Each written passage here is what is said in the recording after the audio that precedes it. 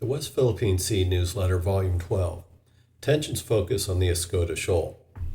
Tensions are once again rising in the West Philippine Sea, with incidents occurring in the Escoda Shoal for the second straight week.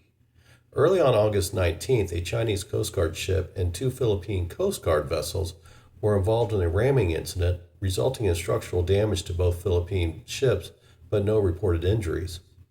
China appears to be stepping up its presence in this shoal, making dubious claims and defending its sovereignty against the unauthorized activities of the Philippine ships in the internationally recognized Philippine Exclusive Economic Zone, as evidenced by two incidents this week between the Philippines and China.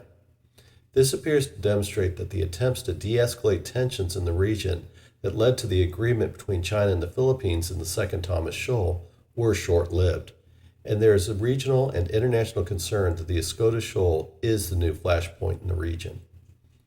8 Chinese ships, including a Chinese Coast Guard vessel and at least one People's Liberation Army Navy warship, intercepted the BRP Datu Sande, a Philippine Bureau of Fisheries and Aquatic Resources ship, on Sunday, August 25th, in the Escoda Shoal.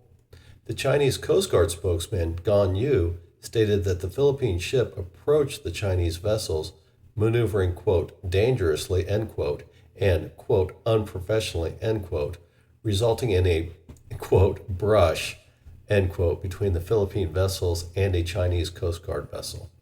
In their statement, the Philippines claimed that the incident involved ramming and the use of water cannon against the Philippine vessel, resulting in damage and the failure of its engines. The Philippine ship had journalists aboard, and they were able to document the incidents in accordance with the Philippine Transparency Campaign in the West Philippine Sea. Gan Yu responded that the journalists aboard the Datu Sande were there to, quote, distort facts, end quote, and the media provided videos that are not to be believed. The next incident this week occurred the next day on Monday, August 26th, in the Escoda Shoal, when two Philippine Coast Guard ships encountered 40 ships, which included Chinese Maritime Militia, Coast Guard, and at least 3 People's Liberation Army Navy warships. The Chinese claim to have implemented, quote, control measures, end quote, against the Philippine ships, including them of, quote, intruding, end quote, into their territorial waters.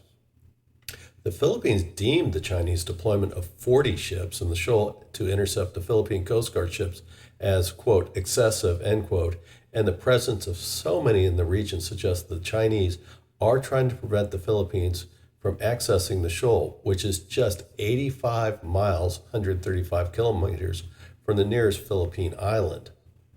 The Philippines discovered piles of ground-up coral in the Escoda Shoal earlier this year, which were an attempt by China to build an artificial island in the shoal in the same manner that is built in other shoals in the South China Sea, including the West Philippine Sea.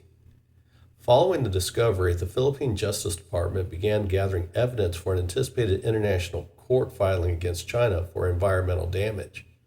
Another step the Philippines took is to permanently deploy its largest Coast Guard vessel, the BRP Teresa Magbanua, in the Escoda Shoal to deter the return of the Chinese ships to restart construction. 2 other Philippine Coast Guard ships provide support and replenish the Teresa Magbanua, enabling it to remain on station in the shoal.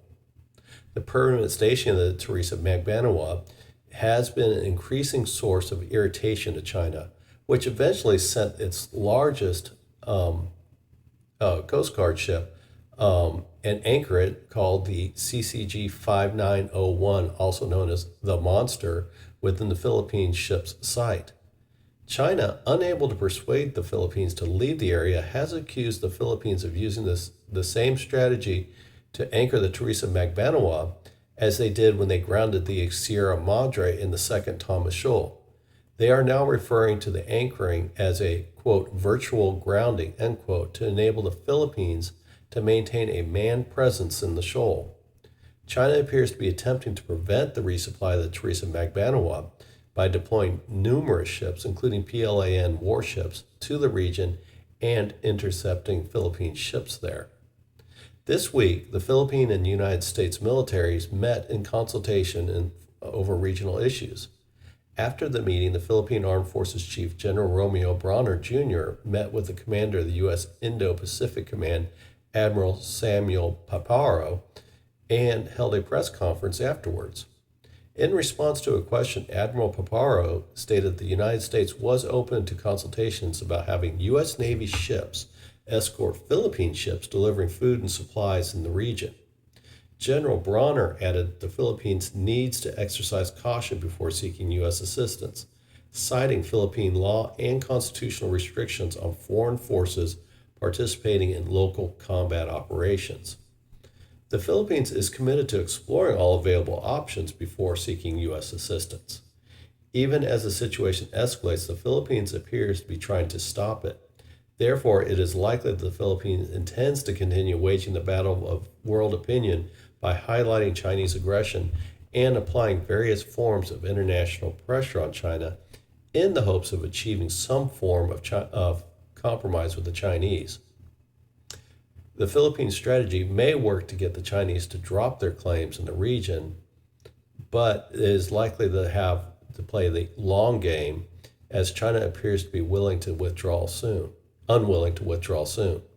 The deployment of PLAN warships to the region represents a significant escalation not typically seen at the Second Thomas Shoal, as it is a clear attempt to intimidate the Philippines out of the region or to obstruct aid to the Teresa McBanawa, thereby forcing it to leave the shoal. Should that occur, it's reasonable to anticipate that the Chinese will obstruct the Chinese attempts to re-enter the shoal.